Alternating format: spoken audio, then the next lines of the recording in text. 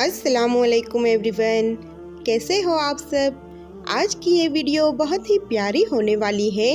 اگر آپ بھی کسی کی چاہت میں تہجد تک پہنچ گئے ہو، اللہ سے دعا کر رہے ہو، تو میری یہ ویڈیو ضرور دیکھے گا۔ انشاءاللہ اللہ آپ کی دعا ضرور قبول کرے گا۔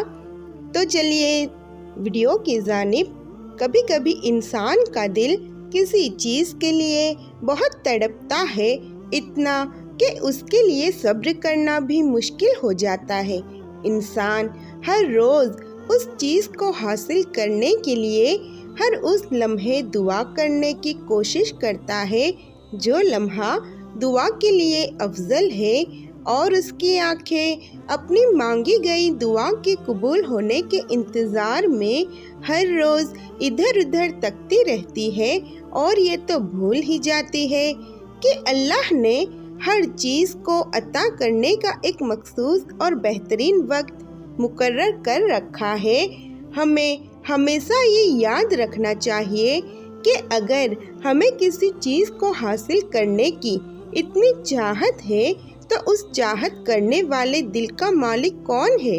یہ چاہت بھی تو اسی رب نے دل میں ڈالی ہے تاکہ تم اس کے لیے دعا کر سکو، اور وہ تمہاری خواہش کو بہتر کر کے تمہیں عطا کر سکے۔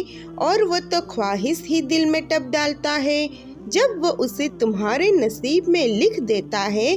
دعا تو بس ہمارے ہی درجات بلند کرنے کا ایک ذریعہ ہے۔ جانتے ہو اللہ تمہیں بے بسی کے مقام پر کیوں لاتا ہے؟ تاکہ تم اللہ سے رجوع کرو اور یقین سے مانگو۔ جب تم دعا پر یقین کرنا سیکھ جاؤ گے تو ہر چیز جو تمہیں اب ناممکن لگ رہی ہے واقعی ہونے لگے گی۔ وہ سب حکمتیں جانتا ہے، وہ سب بہتر کرنا جانتا ہے، وہ سب حالات جانتا ہے، وہ حال مستقبل ہر چیز جانتا ہے۔ وہ علم میں کامل ہے، حکمت میں کامل ہے۔ تو ہر حالات میں ہر ارادے کے ٹوٹنے پر دل کو یہ یقین دلاؤ، اللہ جانتا ہے کہ تم تکلیف میں ہو، وہ دیکھ بھی رہا ہے اور سن بھی رہا ہے۔ وہ جلد ہی تمہارے لیے مدد بھیجے گا، اور تم اپنی دعاؤں کی قبولیت کو اپنی آنکھوں کے سامنے ہوتا دیکھ کر حیران رہ جاؤ گے۔ جس کہانی کی وجہ سے تم تہجد تک پہنچ جاتے ہو، اس کہانی کو اللہ پاک کیسے ادھورا چھوڑ سکتا ہے؟ اگر تہجد میں کوئی خاص بات نہ ہوتی تو اللہ کیوں تہجد پڑھنے والوں کے لیے پہلے آسمان پر آتا، صرف یہ پوچھنے کے لیے کہ انہیں کیا چاہیے؟ اللہ ان کی دعائیں 7 آسمانوں کے پار سے بھی سن سکتا ہے، لیکن پھر بھی اللہ ان سے ملاقات کے لیے تشریف لاتا ہے۔ تو جیسے اللہ نے تہجد کو باقی نمازوں سے جدا رکھا ہے، ویسے ہی اس نے تہجد پڑھنے والوں کو بھی سب سے جدا رکھا ہے۔ اللہ تہجد پڑھنے والوں کو سب سے خاص رکھتا ہے اور تہجد پڑھنے والوں کے لیے ایسے موضوع کرتا ہے جو کسی کے لیے نہیں ہوتے۔ اب اللہ 7ویں سے پہلے آسمان پر اپنے بندے کو خالی ہاتھ لوٹانے کے لیے تو نہیں آتا نا۔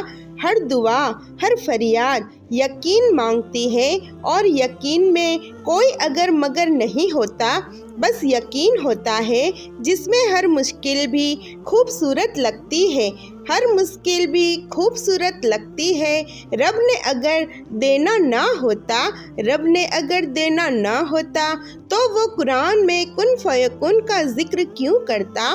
یقین رکھو، بس یقین رکھو، وہ تمہاری ساری دعائیں قبول کرے گا۔ تمہاری مانگی جانے والی کچھ دعاؤں کو وہ اپنے پاس سنبھال کر رکھتا ہے تاکہ بہترین وقت میں تمہیں عطا کر سکے۔ بے شک وہ سب جاننے والا ہے۔ کیا پتہ یہ وہی مقام ہو جہاں پر اللہ لانا چاہتا ہو۔ سب کچھ ناممکن ہونے کا مطلب یہ نہیں ہوتا کہ اس کے پاس اب کوئی اور راستہ نہیں۔ لیکن وہ تمہاری فریاد کو بار بار سننا چاہتا ہے۔ جانتے ہو اللہ تمہیں ناممکن سے گزار کر ممکن کی طرف لاتا ہی اسی لیے ہے کہ تم بار بار اس کو پکارو اور وہ بار بار تمہارے لیے معاوضے کرے۔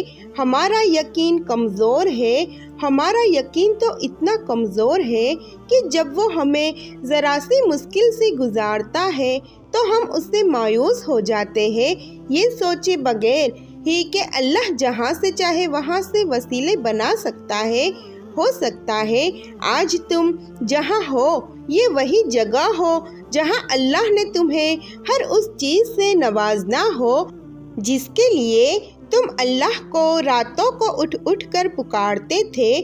دعا سب کر سکتے ہیں، دعا سب کر سکتے ہیں، اسی یقین کے ساتھ مانگنا کہ جو مانگ رہے ہو وہ دنیا کے لیے اور تمہارے لیے ناممکن ہو سکتا ہے، مگر جس سے مانگ رہے ہو وہ علی کل شیء قدیر ہے، جو اس پوری نظامی شمسی کو چلا رہا ہے، جو رات اور دن کو بدل رہا ہے، جو آج تک تمہیں ہر بار سنبھالتا آیا ہے۔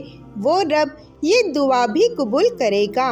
اس سے جب بھی مانگو، جیسے بھی مانگو وہ سنتا ہے، بس اس پر کامل یقین رکھو۔ اللہ سے مانگو اور یہ جان لو جو مانگ رہے ہو وہ ممکن کرنا اس رب کے لیے مشکل نہیں۔ تم دیکھنا تمہیں خود نظر آئیں گی، تمہاری دعائیں قبول ہوتے ہوئے، معاوضے کو ہوتے ہوئے تم اپنی آنکھوں سے دیکھو گے، اور تمہیں اپنی آنکھوں پر یقین نہیں آئے گا تو تم بے اختیار سجدوں میں گر جاؤ گے۔ تہجد کی دعائیں ہر ناممکن کو ممکن کرنے کی طاقت رکھتی ہے۔ تہجد کی دعائیں تمہیں ہر تکلیف سے شفا دلا سکتی ہے۔ تم سوچ بھی نہیں سکتے کہ ایک تہجد کا سجدہ تمہیں کیا کیا دلا سکتا ہے۔ تہجد معجزات کا دوسرا نام ہے۔ اللہ کو انسان کی نیند سے بیدار ہو کر اس کے سامنے سجدہ ریز ہونا اور آنسوؤں کے موتیوں سے التجا کر کے اپنی دعائیں طلب کرنا بے حد پسند ہے۔ کچھ راتیں نیند سے خالی اسی لیے بھی ہوتی ہے کیونکہ وقت تہجد اللہ اپنے بندوں سے بات کرنا چاہتا ہے۔ وہ تمہیں سزا نہیں دے رہا، بلکہ یہ تکلیف اور بے سکونی تو تمہیں اس تک لے جانے کا محض ایک بہانہ ہے۔ وہ سب ظاہر اور چھپی باتوں کو جانتا ہے، بس وہ تم سے سننا چاہتا ہے، بے چینیوں اور آنسوؤں کو دل میں اتارتا ہے۔ وقت تہجد تمہاری داستانیں سننے کے لیے تمہاری آنکھوں سے نیند چرا لیتا ہے۔